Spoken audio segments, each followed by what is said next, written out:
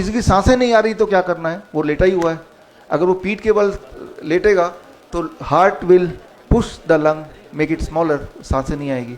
आप allopathic hospital में जाइए, वो पीठ के बल ही लिटाते हैं, कहीं ऐसा ना कि इसकी सांसें ठीक से आने लगे घर चला जाए, राइट। हम हमारे हॉस्पिटल में उसको पेट के बल लिटाते हैं। जब पेट के बल लिटाते हैं is called prone ventilation. Prone ventilation में 20% लंग बड़ा हो गया, सांसें आने लगी, ऑक्सीजन सिलेंडर उसका छूट गया, उसका सीपैप बाईपैप मशीन की ज़रूरत नहीं है। रात को सोते वक्त लगाते हैं ना सीपैप बाईपैप मशीन, तब भी हम ग्रेविटी एज मेडिसिन यूज़ करते हैं। जो लोग मुझे सुन रहे हैं लाइव में और आप सब भी, सीपैप मशीन कितने का आता है, किसी को पता है?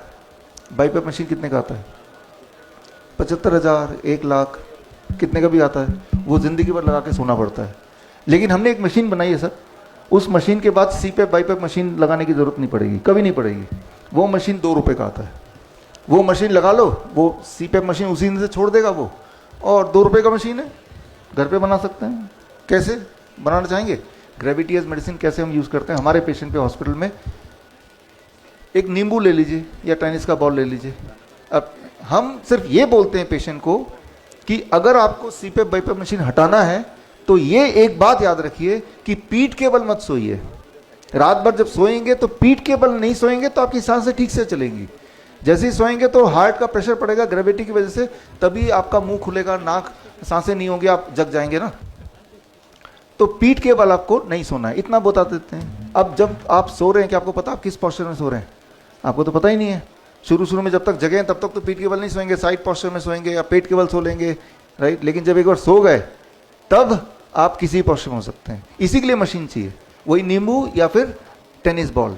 नींबू या टेनिस बॉल लेके हम उसके टी शर्ट में यहाँ पे सिल देते हैं, अब बोलते हैं सो जाओ। अब क्या होगा, नींद में अगर वो पीठ के बल सोने की कोशिश भी करेगा तो वो चुभेगा और automatically he will avoid that movement. तो ये छोटी सी मशीन बोल सकते हैं इसको, राइट। और एक तरफ वो सीपैप मशीन जो कि 25,000 से 75,000 कुछ भी हो सकता है, दूसरी तरफ ये छोटा सा सोल्यूशन जिससे वो उस मशीन से छुटकारा पा सकता है।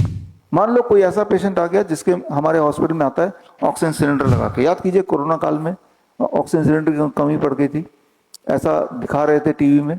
तो जब भी किसी को सांसों की तकलीफ होती है उस वक्त हम ग्रेविटी एज मेडिसिन यूज करते हैं, इमरजेंसी में उसके सांसों की तकलीफ को ठीक करने के लिए। 2-3 मिनट में ये होता है ठीक। कैसे? अब जैसे मान लो कोई सांसों का पेशेंट है, सांसें नहीं आ रही, तो अक्सर आप देखेंगे वो पेशेंट ऐसे मुंह खुला है और सांसें नहीं आ रही है, राइट, सांस लेने की कोशिश कर रहा है। अभी अगर आप अपने पोस्चर को ऐसा कर लेंगे तो आप भी सांस नहीं ले पाएंगे। आप गौर से देखेंगे कि जैसे ही आप ऐसे करेंगे, अभी करके देखिए, सांस लेना मुश्किल हो जाएगा, मुंह खुल जाएगा। जब आप इस पोस्चर में होते हैं तो हार्ट ऊपर है, लंग नीचे आ गया, हार्ट नीचे की तरफ ग्रेविटी उसको खींच रही है, तो लंग कैपेसिटी कम होगी बाई 20%, जिससे आपकी सांस लेना आपको मुश्किल हो जाएगा।